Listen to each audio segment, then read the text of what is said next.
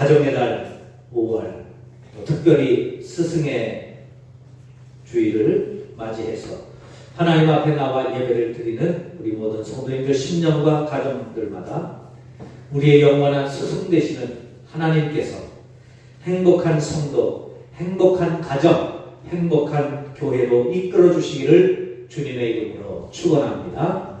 옆에 계신 분들과 함께 인사하겠습니다. 예수님 만나고 행복하게 사세요. 예수님 만나고 행복하게 사세요. 예수님 만나고 행복하게 사세요. 가슴에 손을 얹고 우리 자신을 이렇게 축복하겠습니다. 나는 예수님으로 행복을 가꾸는 사람입니다. 예수님으로 행복을 가꾸는 사람입니다. 나는 잘 되는 사람입니다. 할렐루야. 행복을 다른 데서 찾는 것이 아니라 예수님 통해서, 하나님 통해서 행복을 찾을 때 우리의 인생이 활짝 열려지게 될 줄로 믿습니다. 그렇게 되시기를 축원합니다.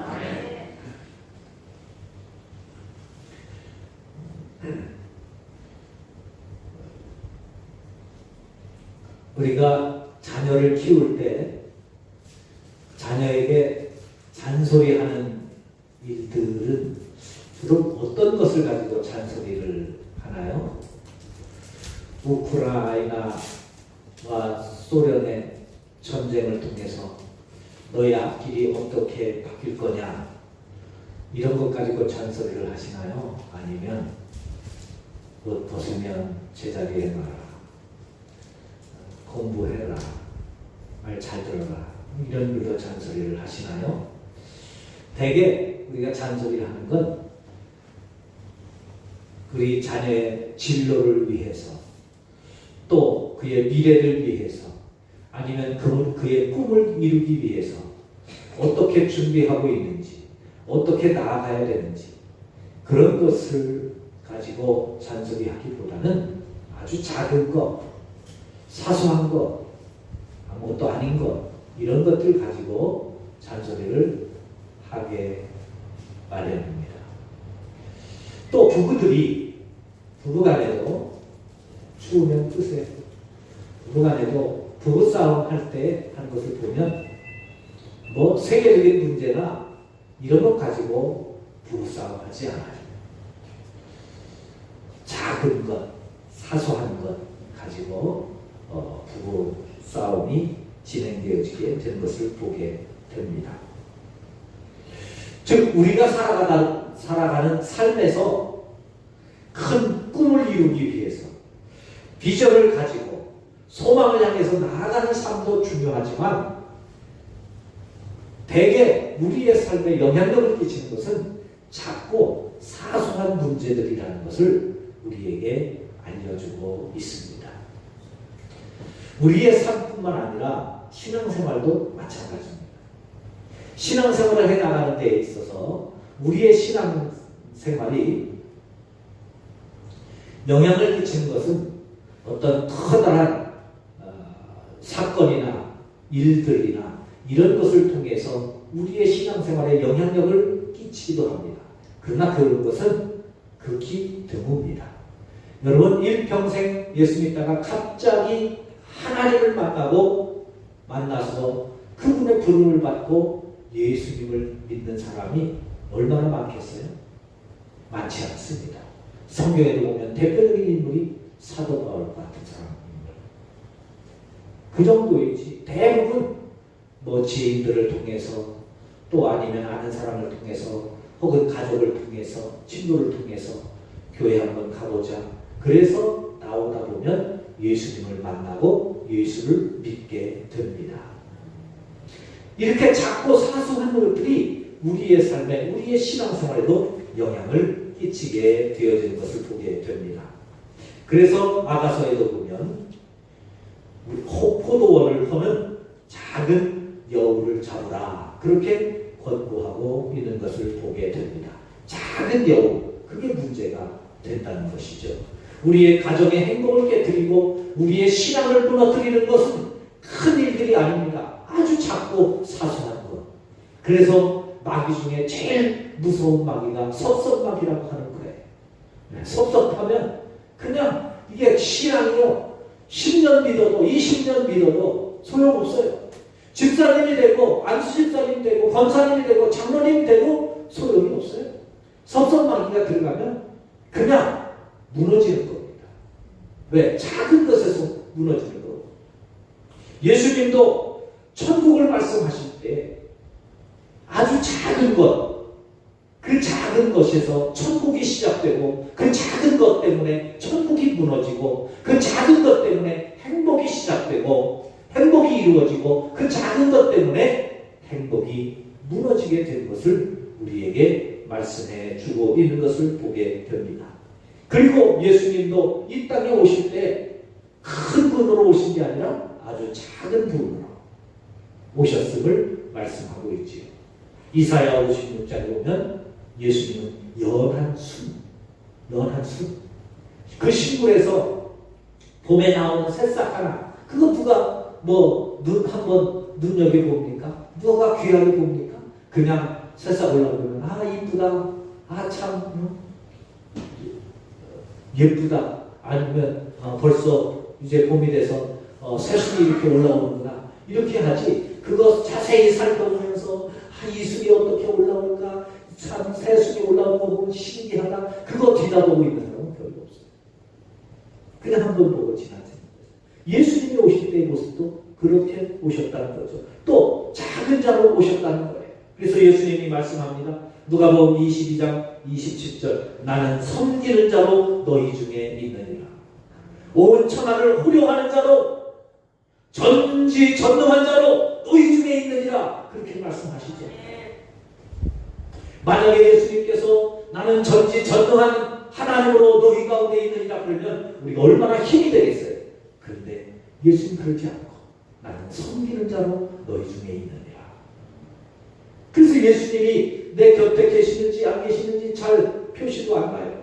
천지를 호령하는 자로, 천하를 다스리는 자로, 온 세계를 좌지우지하는 자로 우리 옆에 계시면 우리의 삶은 그냥 완전히 하루아침에 돌변할 텐데 그런 분으로 계시지 않는다는 거예요. 그래서 예수님을 만나기가 쉽지 않습니다. 왜? 작은 자로 계시거든요. 요한복음 13장 14절 들어오면 내가 주와 또는 선생이 되어 너희 발을 씻었으니 너희도 서로 발을 씻어주는 것이 옳으니라. 선생님이 되어서 앞에서 잘 가르치면서 자 이렇게 해야 됩니다, 나를 따라오세요, 그렇게 하지 않고 스승임에도 불구하고 선생님에도 불구하고 주님이심에도 불구하고 가장 낮은 자리에서 흔적도 뭔가 크게 일도 나타나지 않는 섬기는 자로, 발을 씻기는 자로 우리 가운데 계신다는 겁니다. 예수님은 이처럼 자신이 섬기는 자로, 아주 작은 자로, 어린아이와 같은 자로, 발을 씻어주는 자로 우리와 함께 하고 계신다는 겁니다. 그러면서 우리에게 중요한 말씀을 한마디 하셔요. 뭐라고 하십니까?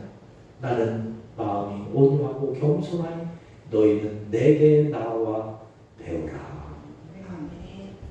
내 삶을 배우라는 거예요. 내 삶을 배우라.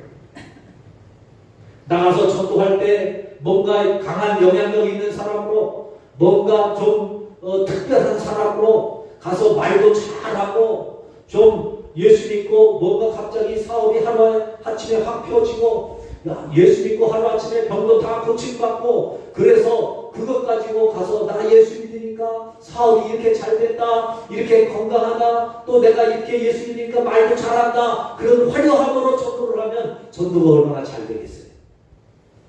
근데 여러분, 주님은 그런 방법을 쓰시지 않고 잘 드러나지도 않고 나타나지도 않고 섬기는 자로, 작은 자로 복음을 전하시면서 우리에게 너희는 내게 배우라고 말씀합니다. 가끔 전도에 대해서 말씀하시다 보면 우리 권사님들, 집사님들 그렇게 말씀하셔요. 저는 말도 잘 못하고 아는 게 별로 없어서 목사님 전도를 잘 못해요. 가서 나는 교회 다니니까 그래서 내가 할 말이 없어서 이렇게 좋다. 나는 목사님이 기도해 주셔서 병이 이렇게 나았다. 이렇게 그런 말밖에 못한다는 거예요. 여러분, 그래서 제가 잘하시는 거예요. 그게 전도 제일 잘하시는 거예요. 전도는요, 화려한 말에 있지 않아요. 할렐루야. 화려한 말에 있지 않아요. 화려한 무슨 대단한 행사가 큰 가운데 있지 않아요.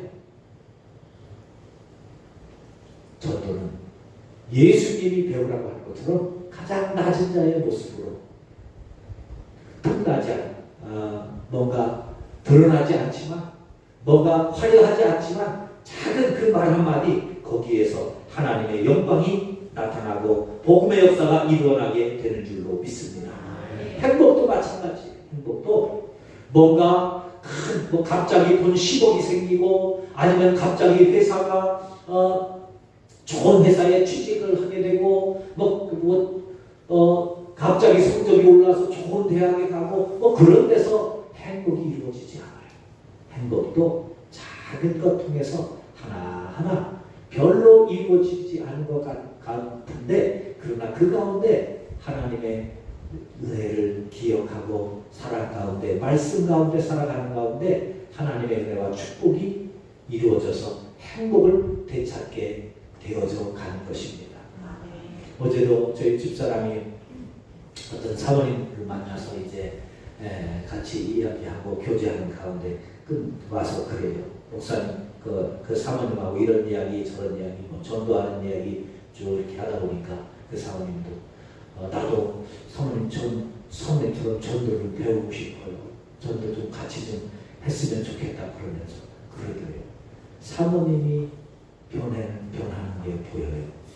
한 30년 가까이 지냈으니까 어떤 모습인지 다 알거든요. 근데 사모님 변한 게 보여요. 성은교회가 복받는 게 보여요. 아멘. 할렐루야. 아멘. 우리만 몰라 복받는 거. 남들은 다. 우리는 막 성전 이전하면서 이전하면서 막 힘들고 꼭 이전해야 됩니까? 또 어떤 권사님 성은교회는 왜 이렇게 이전을 자주 하느냐 그러더라고요. 근데 여러분 복받는 거예요. 할렐루야. 아멘. 그리고 오늘 말씀을 통해서 우리 행복한 가정 가꾸기 5월 이제 우리 교회 주제인데 행복한 가정을 어떻게 갖고 갈까? 그래서 오늘 말씀을 통해서 두 가지만 많이도 얘기 안 할게요. 딱 두 가지만 말씀드릴 테니까 두 가지는 잊어버리지 마세요. 두 가지 정도는 기억하실 수 있겠죠? 두 가지 정도만 기억하시기를 바랍니다. 먼저 행복은요 작은 것을 귀하게 여길 때 행복을 찾습니다. 할렐루야. 한번 따라해 볼까요? 행복은 작은 것에 있습니다. 작은 것. 그러니까 작은 것을 귀하게 여겨야 되고 작으니까 잘 찾으셔야 돼요. 그냥 지나치면 안 보여요. 그냥 넘어가는 거예요. 세심하게 살펴보셔야 돼요. 어린 왕자로 유명한 센텍쥐베리라고 하는 프랑스 작가가 있어요. 이 어린 왕자가 너무 유명한데 이분이 쓴 단편 소설 가운데 미소라는 글이 있습니다. 이 사람은 어릴 때부터 좀 부유한 가정에서 태어났어요. 그래서 비행기를 몰고 세계 일주도 할 만큼 이제 집안이 좀 괜찮은 집안이에요. 그래서 비행기를 이제 운전을 할 줄 알기 때문에 2차 세계대전 때 세계대전에 참여하면서 전투기 조종사로 전투에 참여했다가 비행기가 추락하는 바람에 이제 실종되고 사망한 것으로 여겨지는데요. 이제 그런 그 비행기를 이제 전투기 운전하다가 한번 포로로 잡혔던 것을 경험으로 글을 썼어요. 미소라고 하는 글을 썼습니다. 그 글의 내용은 그렇습니다. 독일군 포로가 되었습니다. 감옥에 갇혀왔어요. 그런데 간수들이 표정이 딱딱하게 굳어있고 감옥임에도 불구하고 분위기가 싸한 거예요. 대부분 전쟁 포로임에도 불구하고 포로들을 죽이면 안 되거든요. 살려줘야 되거든요. 그런데 죽이는 거예요. 아, 머지않아 나도 죽겠구나. 그러는 가운데 죽음을 감지하니까 이 생텍쥐페리가 소설이에요, 소설. 그 속에서 죽는 것이 이제 두려움이 물려오니까 주머니에서 담배를 찾았어요. 담배가 없는 거예요. 한참 찾다 보니까 하나 담배가 하나 나왔습니다. 그래서 그걸 담배를 피우려고 보니까 성냥이 없는 거예요. 라이터를 다 뺏겼어요. 그래서 보초병을 불렀습니다. 감시병을 불러서 미안하지만 담배 불 좀 붙여달라고. 그러니까 투명스러운 얼굴로 와서 담배 불을 붙이려고 라이터를 탁 켜는데 그 불빛에 상대방의 눈동자가 보이는 거예요. 그 간수의 눈동자가 보이는 거예요. 생텍쥐페리가 순간 자기도 왜 그런지 모르지만 그의 눈동자를 보는 순간 그도 내 눈동자를 같이 보면 눈이 마주치는 그 순간에 살짝 미소를 보여줬답니다. 웃었답니다. 살짝 웃었어요. 한번 웃어보세요. 살짝. 그러니까 그 간수도 살짝 피식하고 웃더랍니다. 웃으면서 이제 서로 미소를 보여주는 순간 마음이 열린 거예요. 그러니까 그 간수가 웃습니다. 이제 그 내용을 보면 그런 내용이 있어요. 눈이 마주치는 순간 상대방도 하나의 인간임을 깨달았다 그런 걸 쭉 했는데 그러면서 서로 교감이 되어서 말을 하게 됩니다. 간수가 자식이 있습니까? 자녀가 있습니까? 그럼요. 있고 말고요.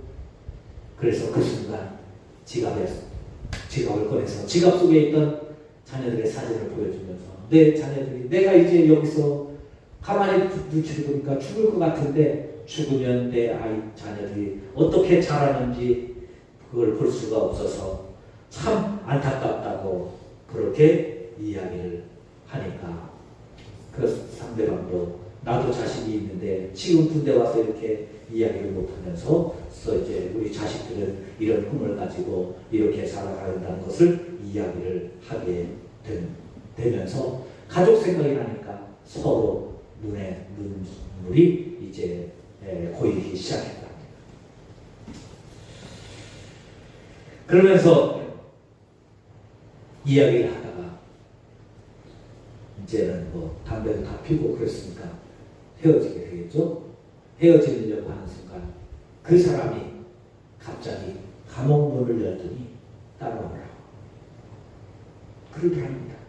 그래가지고 따라가니까 감옥을 빠져나와서 뒷길로 해서 마을까지 안내해 주면서 빨리 당신의 가족의 품으로 돌아가라고 그렇게 자신의 생명을 구해 주었더랍니다. 그러면서 이 사람 생텍쥐페리가 이렇게 글을 짓는 겁니다. 나의 작은 미소가 나의 생명을 구해 주었다.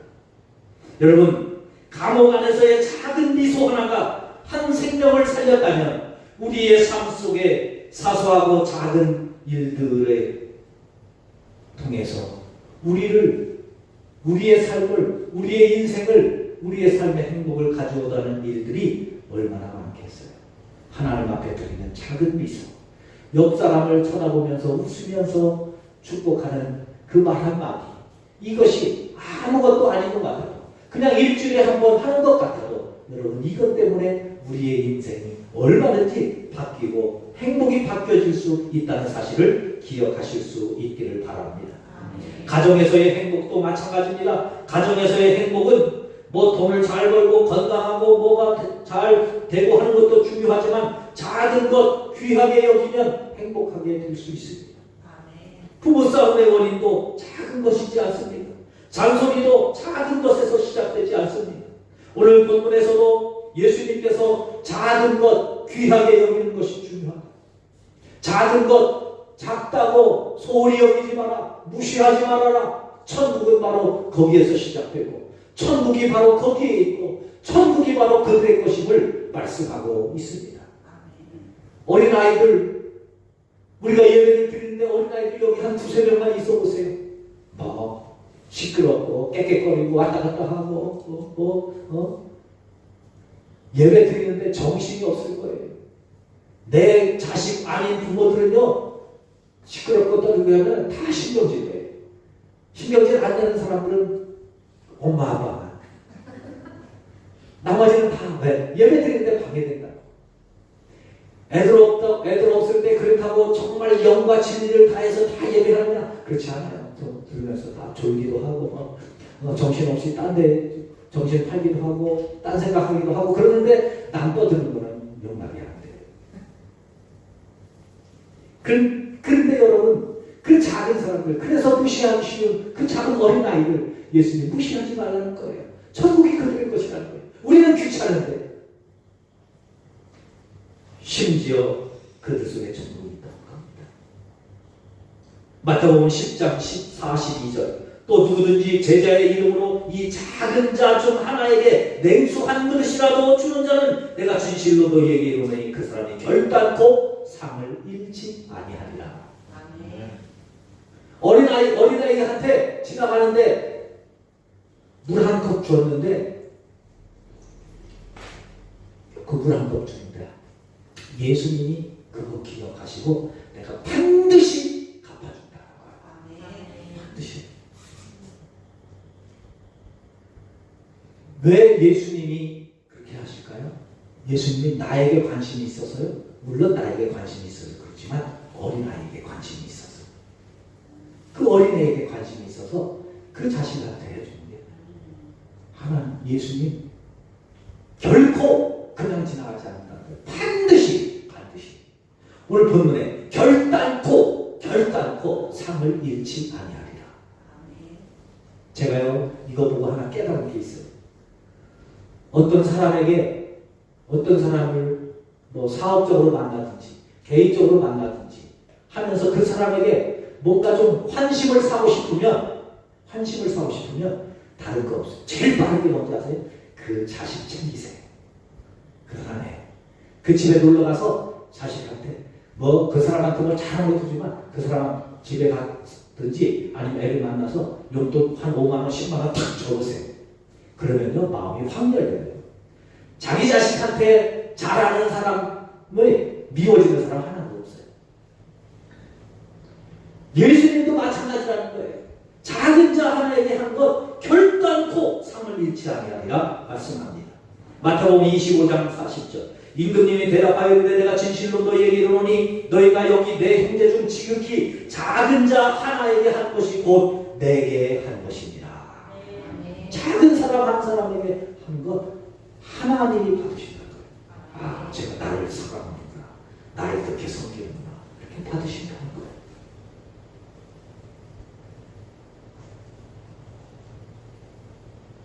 김동호 목사님 책에 나오는 내용입니다. 한번 성도들 가정에 신방을 갔는데 목사님이 좋아하는 음식만 쫙 나오더라는 거예요.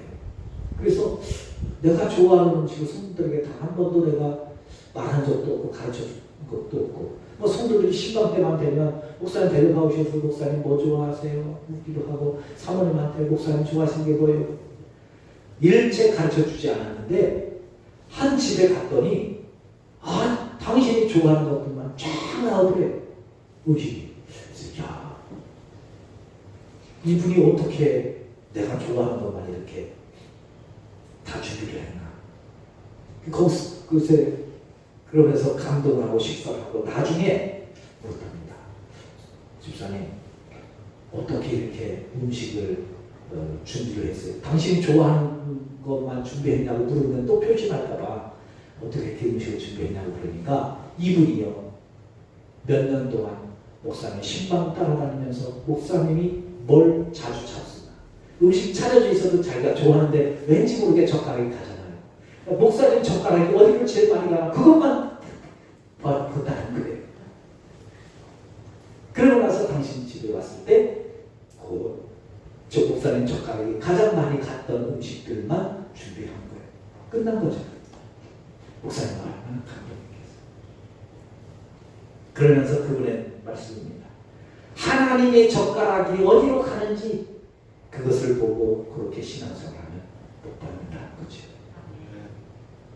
그러면 끝나지 않겠어요? 하나님이 얼마나 감동하시겠어요? 그래서 여러분 제가 예배를 강조하는 거예요. 왜? 예배와 성전 가장 중요시 여긴다니까요. 다른 거 없어요. 그런데 예수님이 오늘 본문에서 나에게 중요한 것은 작은 것이다. 그렇게 말씀합니다. 그리고 작은 것을 귀하게 여기신다. 그러면 하나님의 젓가락은 작은 자에게, 하나님의 눈빛과 하나님의 마음은 작은 자에게 가 있다는 거죠. 그 작은 일들을 찾아서, 작은 것들을 찾아서, 작은 사람을 찾아서 섬기면 하나님의 축복이 우리에게 임하게 될 줄로 믿습니다. 두 번째로 돌이켜야 행복이 보입니다. 따라해 보실까요? 돌이켜야 행복이 보입니다. 오늘 본문 3절입니다. 이르시되 진실로 너희에게 이르노니 너희가 돌이켜 어린아이들과 같이 되지 아니하면 결단코 천국에 들어가지 못하리라. 돌이켜야 천국에 들어갈 수 있다. 무슨 말씀입니까? 너의 지금 모습 가지고는 천국에 못 들어간다. 여러분 이게 충격적이지 않으세요? 저는 이 말씀이 얼마나 충격적인지 모르겠어요. 제가 목사인데 지금 네 모습 가지고는 천국에 못 들어간다는 거예요. 장로라고요? 권사라고요? 10년을 믿었어요? 50년을 믿었어요? 안 된다는 거예요. 천국에 결단코 들어가지 못합니다. 그냥도 아니에요. 결단코 들어가지 못합니다. 왜요? 돌이켜야 된다는 거예요. 돌이킨다는 말은 방향을 바꿔야 된다는 거예요. 방향을 바꿔야 된다. 무슨 방향? 삶의 방향을 바꾸는 것은 회개입니다. 근데 여기서 말하는 돌이킨다는 것은 생각의 방향, 마음의 방향입니다. 생각의 방향, 마음의 방향. 내 마음에 변화가 있어야 된다는 거예요. 내 생각에 변화가 있어야 된다는 겁니다. 어떤 변화요? 내가 지금 갖고 있는 마음. 어떻게 하면 돈 잘 벌까? 어떻게 하면 승진할까? 어떻게 하면 좋은 대학에 갈까? 어떻게 하면 뭐 잘 될까? 어떻게 하면 높아질까? 하는 생각 돌이켜야 된다는 거예요. 왜냐? 예수님이 이 돌이켜야 된다는 말씀을 하시게 된 이유가 1절에 보면 제자들이 누가 천국에서 크냐 변론했어요. 병행 9절 마가복음 9장 33절부터 47절 42절부터 48절 누가복음 9장 46절부터 48절 15절 3절부터 7절 17장 1절부터 2절에 보면 제자들이 서로 누가 크냐 다투었다고 했어요. 이게 우리 어른들의 습성이잖아요. 누가 더 높으냐 누가 더 높으냐. 그래서 누가 말 한마디로 내 자존심 긁으면 못 참잖아요. 그게 내 인생에 무슨 영향을 끼치는 거예요? 아무것도 아니에요. 그런데 기분이 그 말 한마디에 기분이 상해가지고 꼴도 보기 싫고 싸워야 되고 그래야 직성이 풀릴 때가 얼마나 많아요. 사촌이 땅을 사면 배 아픈데 이게 어른들이잖아요.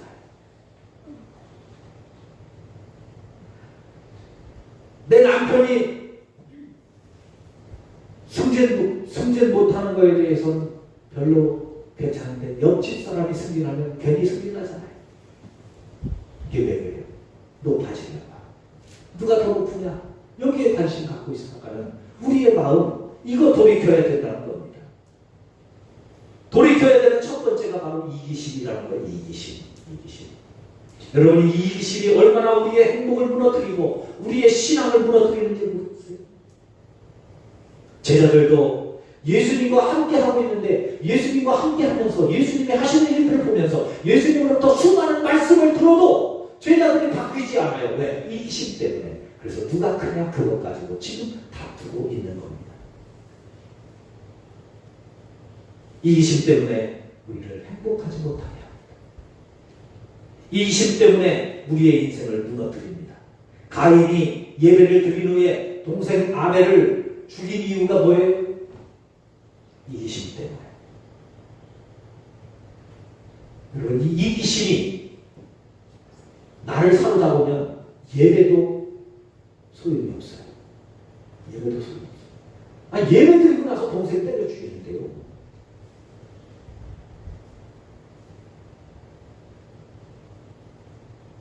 이런 일이 가인에게만 있는 겁니까? 예배 드리고 가다가 성질 내고 가면서 교인들끼리 싸우는 일이 되었다.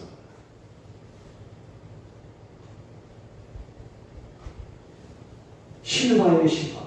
어떤 목사님이 예배를 드리고 서울 그 강북대든지 올림픽대든지를 가고 있는데 차들이 거기는 이제 대로니까 쫙 가잖아요. 그런데 앞에서 차 한 대가 계속 천천히 가는 거예요. 알짱알짱 가면서 가다가 브레이크를 밟고 차도 없는데 가다가 브레이크를 밟고 그래서 옆길로 피해 가려고 옆길로 가면 옆차선으로 와가지고 또 가로막고 목사님이 얼마나 가다가 얼마나 짜증이 나는지 주일인지 수요일인지 하면 예를 맞추고 가는 거예요. 하도 열을 받아가지고 막 추월을 해가지고 앞에 가서 그 브레이크 밟아서 차로 딱 세웠어요. 그 뒷차에 갔어요. 당신 당신 누구냐고 소리를 가지고 운전을 떴는데 딱 내리는데 창문을 지면서 내리는 안에 있는 분이 아이고 목사님 안녕하세요. 옆 교회 장로님이시다. 목사님이 예배인도 하면서 뭐라고 했겠어요? 여러분 앞에 차들이랑 걷자무리가 서가지고 가서 싸우세요 했겠어요? 목사하세요 사랑하세요 그렇게 이해가 사람이 이기심 기분이 사로잡히면 예배도 소용이 없다니까요. 가인만의 문제가 아니에요. 우리의 문제. 민수기 16장에 보면 고라와 다단과 아비람의 일당이 모세를 대적한 이유가 뭐예요? 우리도 당신만큼 높은 사람인데 높아질 수 있는데 당신만 왜 대접받고 인정받고 당신 마음대로 하느냐는 거죠. 여러분 이것이 고라와 다단과 아비람과 온만의 이야기입니까? 오늘날 수많은 교회들의 분쟁의 원인이 어디? 당내의 분쟁의 원인이 어디 있어요? 우리가 다 고라와 다단과 아비람과 온 것 같은 것이죠. 사도행전 6장에 예루살렘 교회에서 헬라파 유대인과 히브리파 유대인 사이에 당파가 생겼어요. 교회에 당파가 생겼어요. 그래서 분열이 일어났어요. 서로 다퉈요. 다투는 이유가 뭐예요? 이기심 때문에. 왜 우리 집 식구는 안 챙기고 당신 집 식구는 안 챙기는 거야? 왜 우리 편은 안 챙기고 당신 편은? 왜 장로님 편? 장로님 친한 사람만 도와줍니까? 권사님 친한 친구, 친한 사람은 안 도와주고 구제하다가 싸운 거예요. 구제하다가.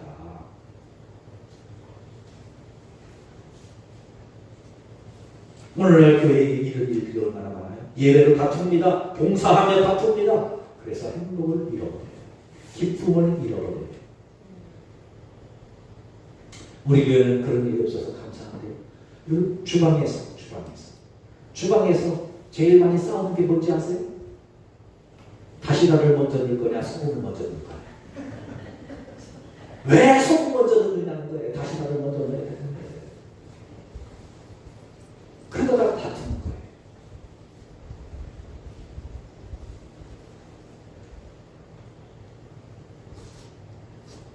행복이 잃어버리는 거예요. 잘할까? 그래서 우리 돌이켜야 됩니다. 마음을 돌이키셔야 됩니다. 할렐루야. 힘들어도 어려워도 아파도 내가 들어가는 이 우리의 생각과 마음을 돌이키실 수 있기를 바랍니다. 예배 드리는 것도 중요하지만 예배를 통해 돌이키는 훈련이 중요합니다. 봉사도 중요하고 사역도 중요하지만 돌이키는 훈련이 되어야 됩니다. 돌이키는 돌이키지 않으면 언제든지 천국 잃어버릴 수 있습니다. 돌이키지 않으면 언제든지 행복 잃어버릴 수 있습니다. 돌이키지 않으면 언제든지 신앙도 잃어버릴 수 있습니다. 그래서 예수님은 돌이켜서 어린아이와 같이 되라고 말씀합니다. 사랑하는 성원교회 성도 여러분, 우리 공동체 여러분, 우리 교회 공동체 작은 것 소중하게 여기고, 그리고 언제든지 마음에 어려움이 있거든, 힘든 것이 있거든, 섭섭함이 있거든, 섭섭하기는 물리치시고 돌이키는 훈련을 통해서 천국도 되찾으시고 행복도 되찾으시고 감사도 되찾아 살아가는 우리 모두가 되시기를